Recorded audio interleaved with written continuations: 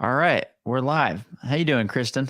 I'm good, Chris. How are you? I'm good. Well, thank you for joining me. I We connected on LinkedIn, and I know that for as the title kind of piqued my interest, but organizing and efficiency consultant. So, yeah, you told me a little bit about what you do, and I wanted to have you on here just to ask some questions about that. So, if you can you give everybody a quick intro to who you are and then what you do as an organizing and efficiency consultant, and then we can kind of dive into some of the details. Sure. So, thanks for having me. My name is Kristin MacRae. I'm an organizing and efficiency consultant. What I do is I help my clients get organized, saving them time and money, helping them decrease their stress levels and become more efficient and productive. I started my business back in 2012 in Rhode Island.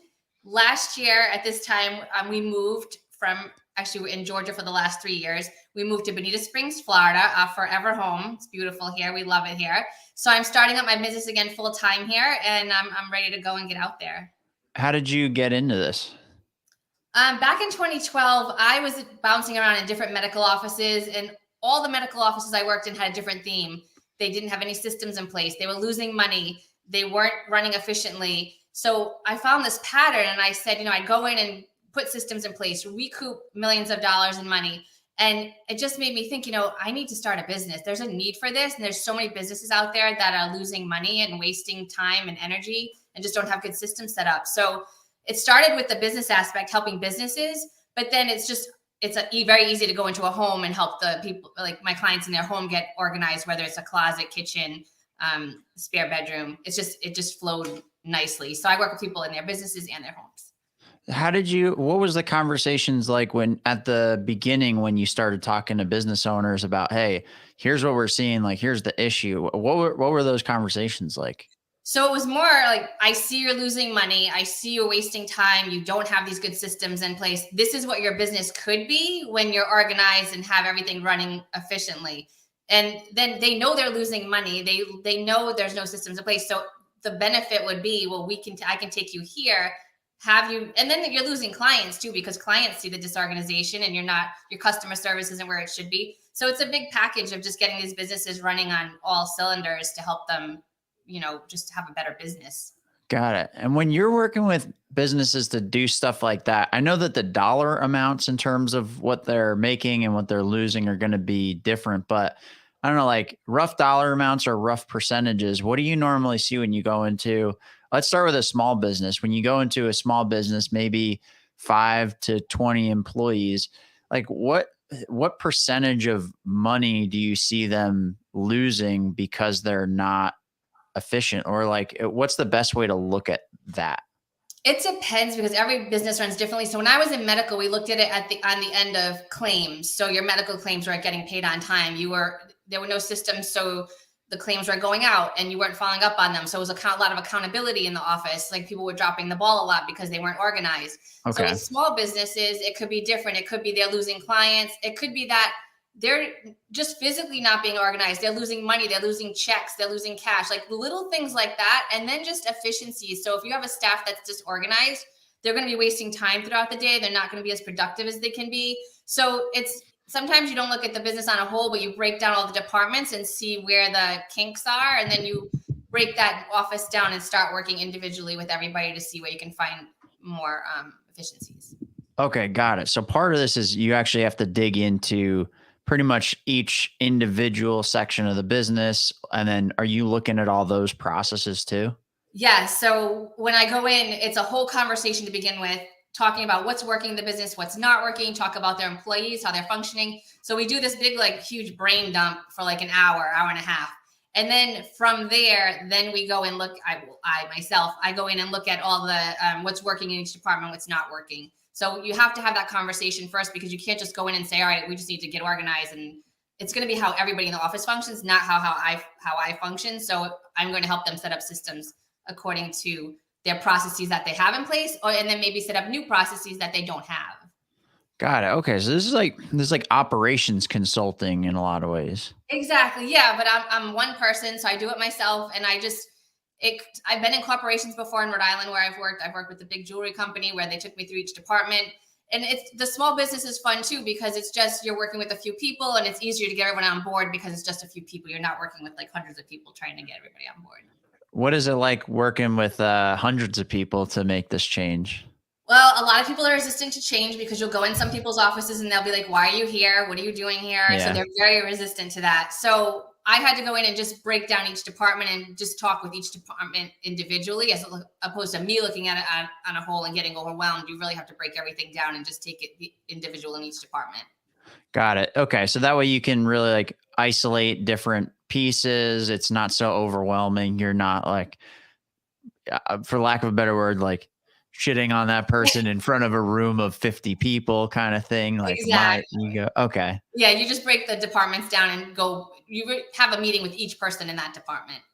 Okay. All right. That's cool. It's a Yeah. And while, but even, it gets done. So yeah. And sometimes it's better because you get to understand it from like a real world perspective of how people are actually interacting with processes versus just like, hey, the director of this group said that this is how it works. Like, okay, but why am I here? If like this is exactly. perfect.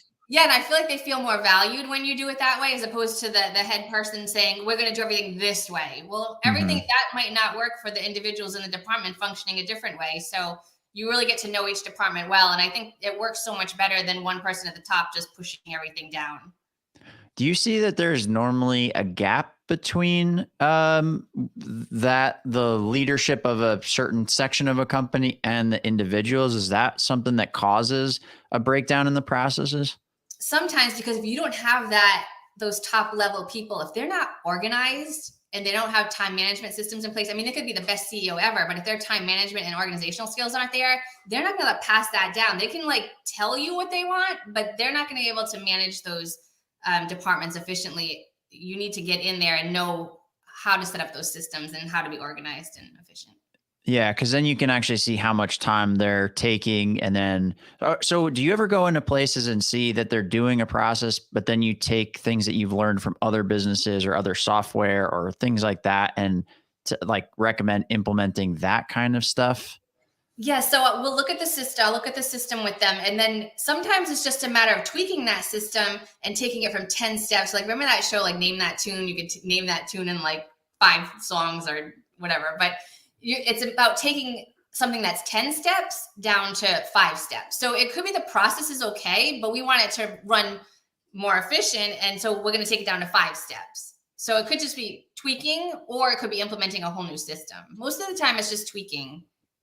Got it. Got it. Yeah, because if there's a business and it's running and it's working, there's things that are already working, Yes. but there's things that might be broken within that or bottlenecks and things like that. Correct. And that's where I come in and say, all right, where's the bottleneck? What do we need to do to streamline and revamp this process a little bit to make it work better? Because a lot of times these businesses will create systems and they never go back to revisit them and they fall apart. Where every 3 months, if Yep. you evaluate that system, you can keep going with it and make it work better for you. Is that a big part of this process, just from like running a business and then from what you do is revisiting this stuff and staying consistent with making sure that it's up to date? Yeah, so I don't just go in once and get everybody organized and say, bye, see you later. So I want to Yeah. 6 months to a year. Sometimes I had clients for 3 years and longer, just going in and do maintenance checks, seeing what's working, what's not working, and again, tweaking what needs to be done better. But yeah, it's not a one and done. You always want to be following up and making sure that those systems are working. Got it. And where does that break down? So where does it break down? Like at what point does that break down when they don't follow through? Like what kind of happens if you make these changes but you don't actually stick with it or keep reassessing? Like is it just you get less from it? Does it cause more confusion if you don't stick through it? What do you normally see happen in a company if you implement it but don't follow through? People will fall back into their old ways. Okay. They'll get stuck. And most of the time, though, when I go in, before we even talk about the systems, I get everybody physically organized. So if they're not working in physical organization, they're working in chaos, the first thing I need to do is get them physically organized. Because when you're working in chaos, you can't work with a new system. You can't work on time management, calendar management. So everybody gets physically organized, and then we work on those systems. So I find that having them physically organized first and they move forward with that, it helps a lot. It doesn't throw so much of a kink in the plan, because then we can create those systems. And then if they fall apart, it's usually people fall back into their old ways, but you hope that they continue to move forward. It's for the better of the company, right? Yeah. That's interesting that you have to sometimes physically reorganize things and, I don't know, make them prettier and make, that's why I'm so curious about this, because I look over here to my desk and there's just papers and I've got sticky notes and Oh receipts boy. and Yes, I need to everything. visit you. We may need to do an in-person podcast here. There you go. That'd be cool.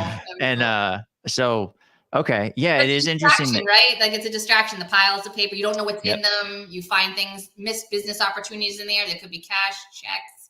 There's so many fun things in paper piles. What are some of the most interesting things that you've witnessed people uncover in these physical piles? So in a real estate office, there was a check, a $5,000 check that was missing. We found it when we went through one of the piles. I found $8,000 check. I found a bag of money, cash, a diamond ring. There's so many crazy things that you find when people don't know what's in their piles, because the piles just sit there because they're too overwhelming to go through. So people are like, I'll just leave it there because it's just too overwhelming and I'll move on. But there's so many things in that pile. Like, so I use this a lot really quickly. Think about if something comes at you and you need to look for something. So there's something in that paper pile you have. The disorganized person is going to be rifling through those papers, trying to figure out what's in there. They're going to get stressed out. An hour later, they find it. And now it takes them longer to recover from that situation. Where the organized person goes to the file cabinet, grabs the file, and goes about their day.